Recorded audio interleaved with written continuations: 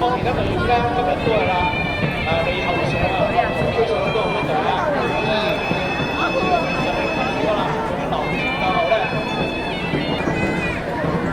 ，6星期前上嚟啦，6星期前，而中間兩隊覺得好激烈嘅橙色旗幟嘅，嚟過嚟，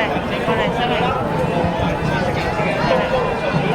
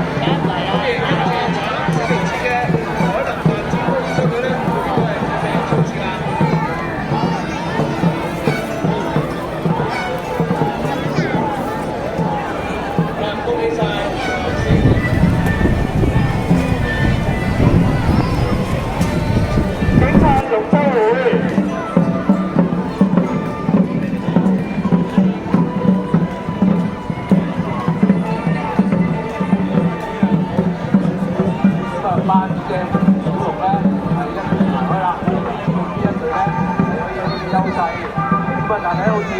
有啲隊咧已經出嚟啦，青色旗幟嘅澳英龍舟隊同埋橙色旗幟嘅，哇兩隻走得好緊要啊！建築署創七龍，就佢隔離嘅綠色旗幟嘅保良港龍舟隊，呢三隊咧係競爭緊啦，開始有啲微調嘅領先。咁但係較為顯少少嘅玩綠色旗幟嘅紅灰龍咧，都一路追緊上嚟啦。過咗一半啦，咁嗰啲領先嘅隊伍嘅優勢咧完咗啦，包括第4支度嘅青色旗幟